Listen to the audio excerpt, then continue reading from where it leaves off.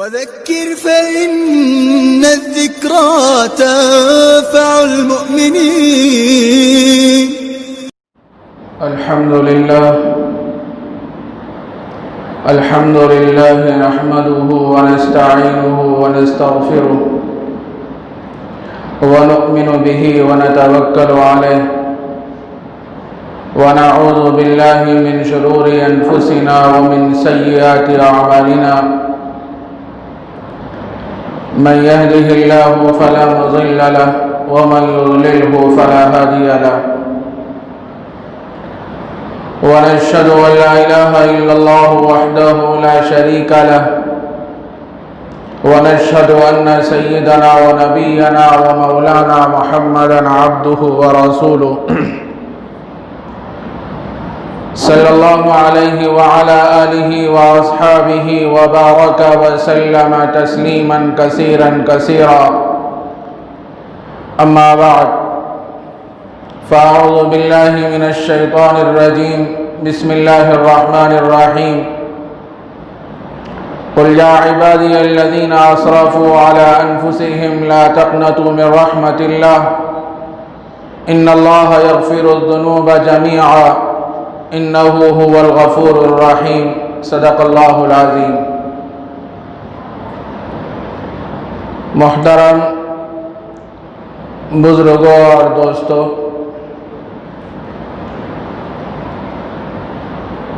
یہ دنیا جس میں ہم رہتے اور بستے ہیں اور یہ سلسلہ ایک زمانہ دراز سے چلتا ہوا آ رہا ہے. اس دنیا میں ہمارے تعلقات مختلف لوگوں سے وابستہ اور جڑے ہوئے ہوتے ہیں. ہمارا تعلق اپنے رشتہ داروں سے، عزیز و اقارب سے، دوست احباب سے اور اہل خانہ سے بھی ہوتا ہے. ہم اس بات کی فکر اور کوشش کرتے ہیں کہ میرا فلاں رشتہ دار کس ذہن کا ہے، کس مزاج کا ہے، اس کی رعایت کرتے ہوئے ہم بات کرتے ہیں. یہ اس واسطے کرتے ہیں کہ تاکہ ہمارے تعلقات میں دراڑ اور کشیدگی پیدا نہ ہو اور ہم ہمیشہ اس بات کی فکر اور کوشش کرتے ہیں کہ تعلقات ہمارے مضبوط رہیں. میرے دوستو، ہم دنیا میں اپنے رشتہ داروں کے ساتھ، اپنے متعلقین کے ساتھ اس بات کی فکر کرتے ہیں اور کرتے بھی رہنا چاہیے کہ ہمارا تعلق ایک دوسرے سے مضبوط رہے، مستحکم رہے. لیکن ایک بات یہاں یہ سمجھ لینا بھی ضروری ہے کہ ہمارا تعلق اپنے خالق اور مالک سے کتنا مضبوط ہے.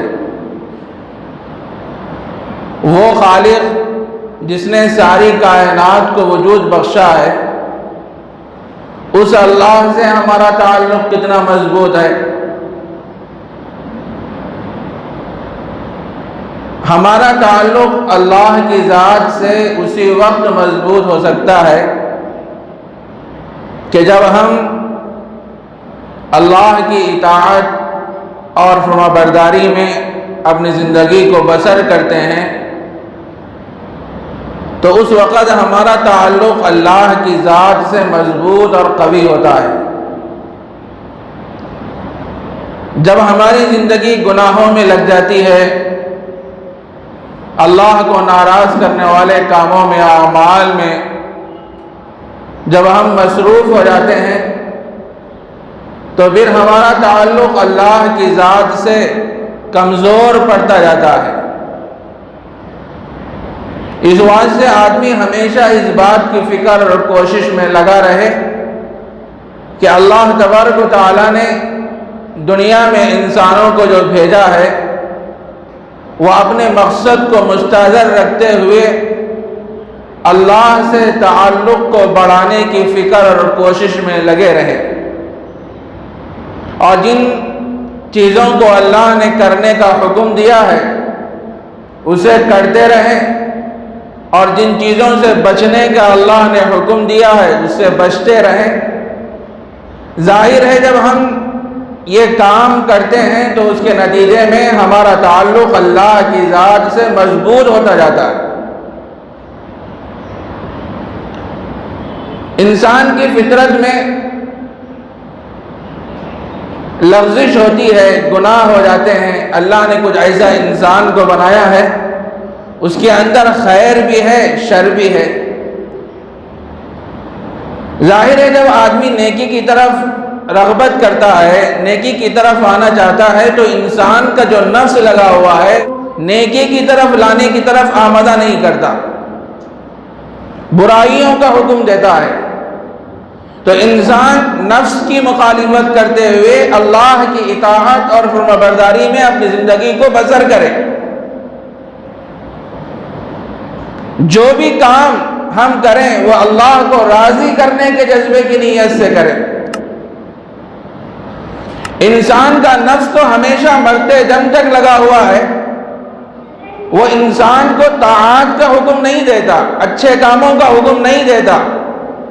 انسان نفس کی مخالفت کرتے ہوئے اول وقت مسجد کو آئے، جمعہ کا اہتمام کرے، اور جن چیزوں کو اللہ نے کرنے کا حکم فرمایا ہے اسے اختیار کرے، اور جن چیزوں سے اللہ نے منع فرمایا ہے اس سے بچتے ہوئے زندگی گزارے، تو پھر اس صورت میں ہمارا تعلق اللہ کی ذات سے مضبوط ہوتا جاتا ہے۔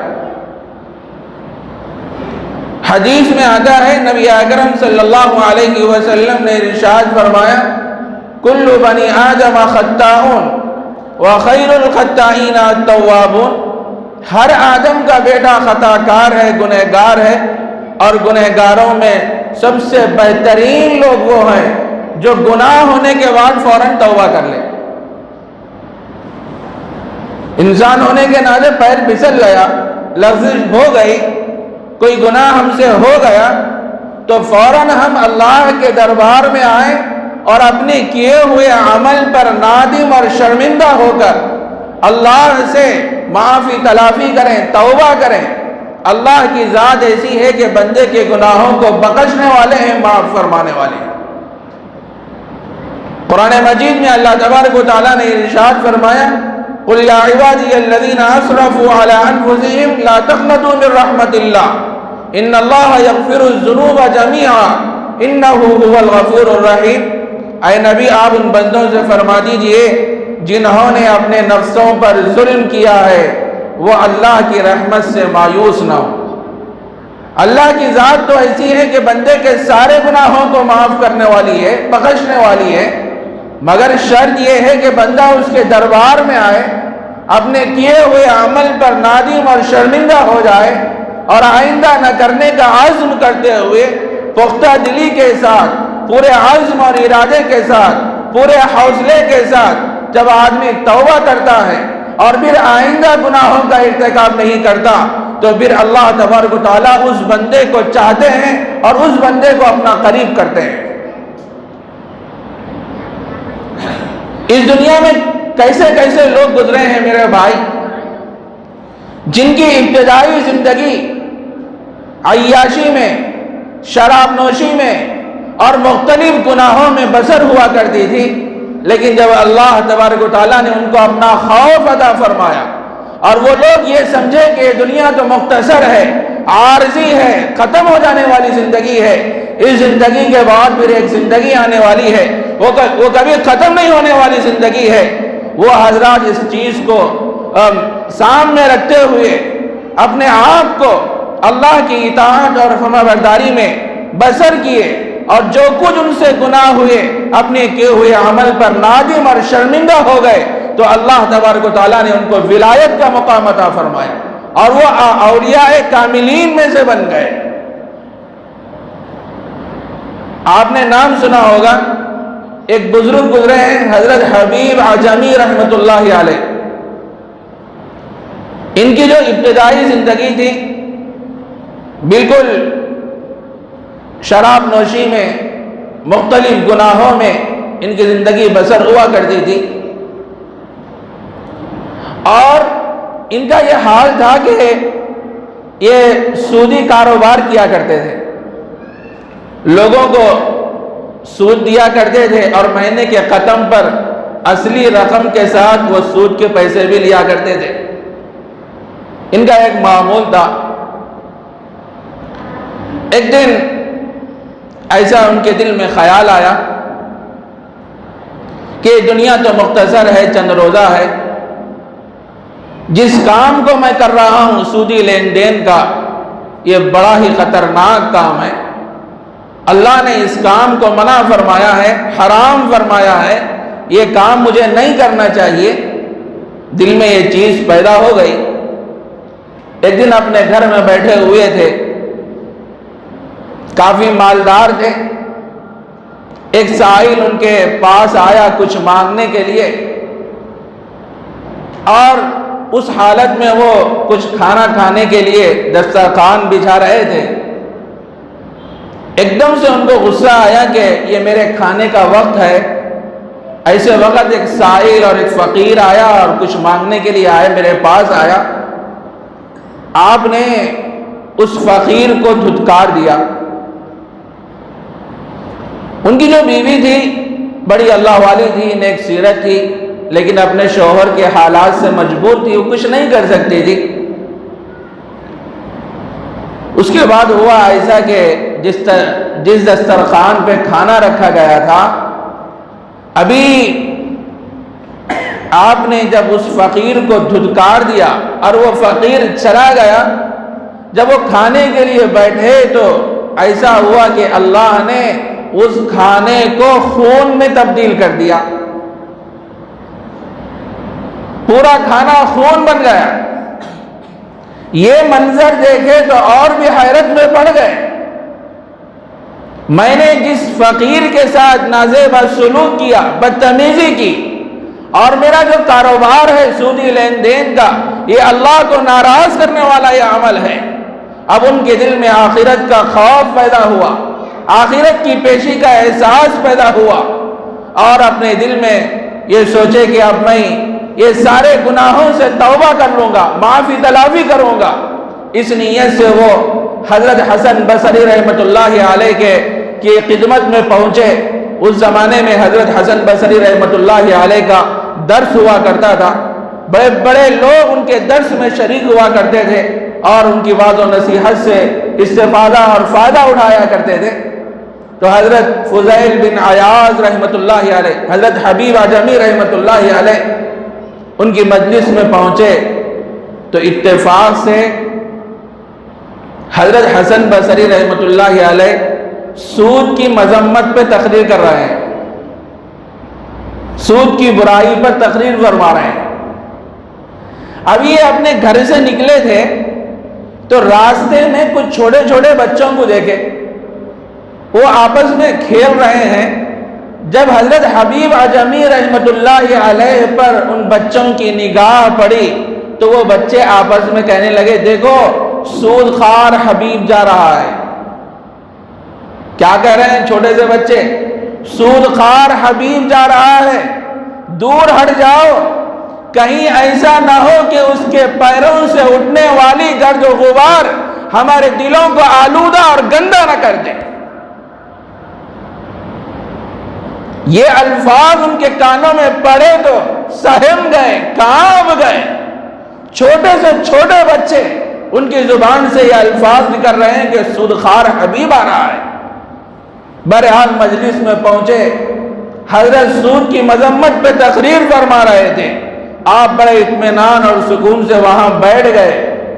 اس کے بعد حضرت کی خدمت میں حاضر ہوئے اور آ کر انہوں نے سارے گناہوں کی معافی تلافی کی اور رو رو کر اللہ تبارک و تعالیٰ سے گڑگڑانے لگے، مولا میں نے بہت گناہ کیے، میری زندگی نافرمانی میں گزری اور سودی لین دین میں گزری، اے اللہ میں آج سے عہد کرتا ہوں میری بقیہ زندگی طاعتوں میں گزرے گی، فرمانبرداریوں میں گزرے گی۔ وہ توبہ کر کے پھر اپنے گھر کو واپس لوٹ رہے ہیں، پھر وہی چھوٹے چھوٹے بچے راستے میں ملتے ہیں۔ اب کیا کہتے ہیں؟ پہلے تو یہ کہے تھے کہ سودخوار حبیب آ رہا ہے، اب یہ کہہ رہے ہیں، اب بچے آپس میں تائب حبیب آ رہا ہے، بچوں ذرا دور ہٹ جاؤ، کہیں ہمارے قدموں سے اڑنے والی گرد و غبار حبیب اعظمی رحمت اللہ علیہ کے دل کو آلودہ اور گندا نہ کر۔ اندازہ لگائیے، جب آدمی توبہ کرتا ہے پختہ دلی کے ساتھ، عزم مصمم کے ساتھ، آئندہ نہ کرنے کا عزم کرتے ہوئے جب آدمی توبہ کرتا ہے تو اللہ تبارک و تعالیٰ اس بندے کے مقام کو اتنا اونچا فرما دیتے ہیں۔ حضرت حبیب اعظمی رحمت اللہ علیہ اعلان فرما دیے، جتنے لوگ میرے پاس قرضہ لیے ہیں اور سودی قسطوں پر لیے ہیں، میں وہ سودی قسطیں تو معاف کر دیا اور وہ قرضہ بھی پورے لوگوں کا معاف کر دیا۔ میرے دوستو، جب دل میں اللہ کا ڈر آتا ہے، اللہ کا خوف آتا ہے، تو جب آدمی کی زندگی گناہوں میں لگتی ہے، نافرمانیوں میں لگتی ہے، تو اس کا دل بے چین ہو جاتا ہے، بے قرار ہو جاتا ہے، وہ سوچنے لگتا ہے کہ ایک دن جانا ہے، مرنا ہے، اور میدان محشر میں اللہ تبارک و تعالیٰ ہر بندے کا حساب لینے والے ہیں، پوچھنے والے ہیں، اس وقت میرا کیا حال ہوگا۔ یہی تڑپ، یہی بے چینی اور یہی آخرت کی فکر انسان کو طاعات کی طرف لاتی ہے، فرمانبرداریوں کی طرف لاتی ہے۔ تو اس واسطے جب بھی انسان سے کوئی گناہ ہو جائے، لغزش ہو جائے، پیر پھسل جائے، تو آدمی کا پہلا کام یہ ہے کہ وہ اللہ کے دربار میں آئے، ندامت کے آنسو اللہ کے دربار میں ٹپکائے۔ اللہ کی ذات تو بڑی رحیم ہے، بڑی کریم ہے، 70 ماہوں سے زیادہ رحم کرنے والی اللہ کی ذات ہے۔ کبھی ہم یہ نہیں سوچنا ارے میرے 50 سال کے گناہ ہیں، 60 سال کے گناہ ہیں، 40 سال کے گناہ ہیں، اللہ میرے کیسے معاف فرمائیں گے؟ میرے دوستو، اگر ہمارے گناہ دنیا کے سمندروں کے پانی کے برابر ہیں، اگر ہمارے گناہ دنیا کے درختوں کے پتوں کے برابر ہیں، اگر ہمارے گناہ دنیا کی ریت کے ذرات کے برابر ہیں، پھر بھی ہمارے گناہ تھوڑے ہیں، اللہ کی رحمت تو اس سے وسیع ہے۔ کبھی آدمی یہ نہ سوچے ارے اتنے میرے گناہ ہیں، اللہ کیسے معاف فرمائیں گے۔ ارے شرط یہ ہے کہ بندہ اللہ کے دربار میں ندامت کے آنسو ٹپکائے، آئندہ نہ کرنے کا عزم کرے، پختہ ارادے کے ساتھ جب آدمی توبہ کرتا ہے، اللہ تبارک و تعالیٰ اس بندے کے سارے گناہوں کو معاف فرما دیتے ہیں۔ حافظ ابن قیم رحمت اللہ علیہ نے ایک عجیب و غریب واقعہ لکھا ہے۔ وہ خود فرماتے ہیں کہ میں ایک راستے سے گزر رہا تھا تو دیکھا کہ ماں ہے کہ اپنے چھوٹے سے بچے کو مار رہی ہے، اور وہ بچہ کافی رو رہا ہے، اور اس کے بعد ماں اس چھوٹے سے بچے کو مار کر اپنے گھر کا دروازہ بند کر لی۔ وہ چھوٹا سا بچہ اپنے گھر سے نکلا، ایک چوراستے پہ پہنچا۔ حافظ ابن قیم فرماتے ہیں میں اس بچے کو دیکھنے لگا، جب وہ چوراستے پہ پہنچا تو کچھ سوچنے لگا، اور کافی بڑا مغموم تھا، ماں نے اس کو کافی مارا تھا۔ وہ چوراستے پہ پہنچ کے کچھ دیر سوچنے کے بعد اپنے گھر کی طرف پھر آیا، دیکھا کہ دروازہ لگا ہوا ہے، وہیں سامنے دروازے کے پاس سو گیا۔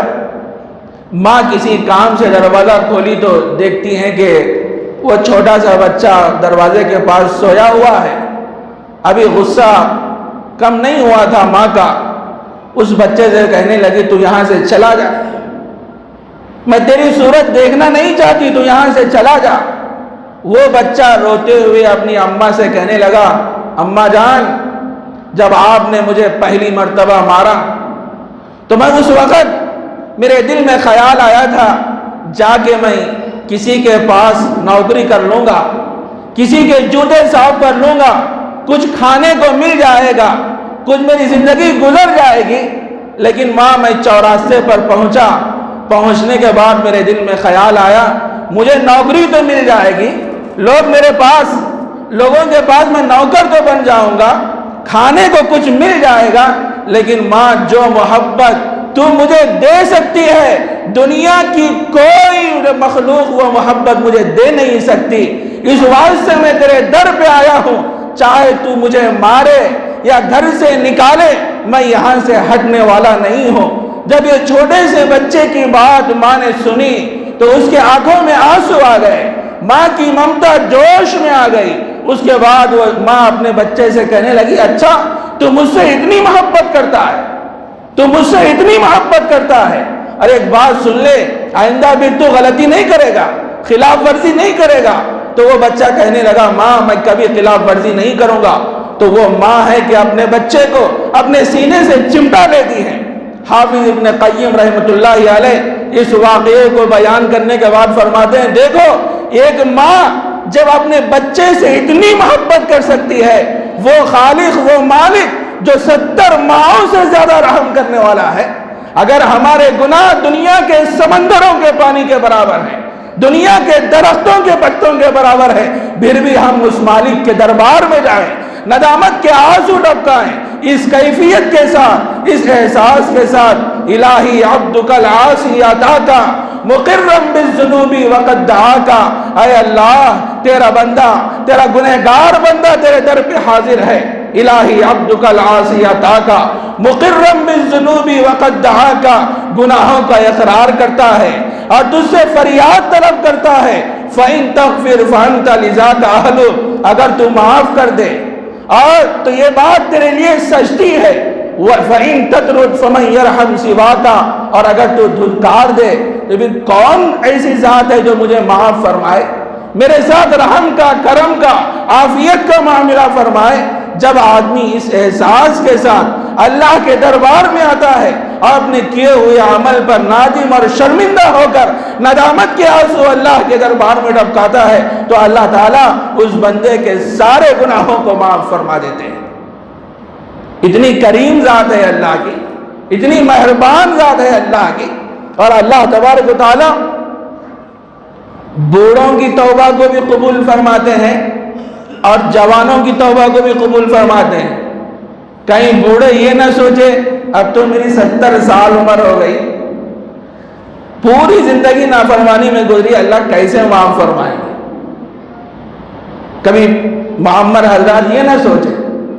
تو میرے دوستو اللہ تبارک و تعالیٰ ہر بندے کی توبہ کو قبول فرماتے ہیں، مگر شرط یہ ہے کہ بندہ اس کے دربار میں آئے، مغفرت کی بھیک مانگے، ندامت کے آنسو اللہ کے دربار میں ٹپکائے، تو پھر اللہ تبارک و تعالیٰ اس بندے کے سارے گناہوں کو معاف فرماتے ہیں. وہ بندہ اللہ کی نظر میں محبوب ہو جاتا ہے، اللہ کا پیارا ہو جاتا ہے. ایک ہی راستہ ہے اللہ سے محبوب بننے کا، وہ یہ ہے جو کچھ ہم سے غلطیاں ہوئی ہیں، جو کچھ ہم سے قصور ہوا ہے، فوراً گوش تنہائی اختیار کریں.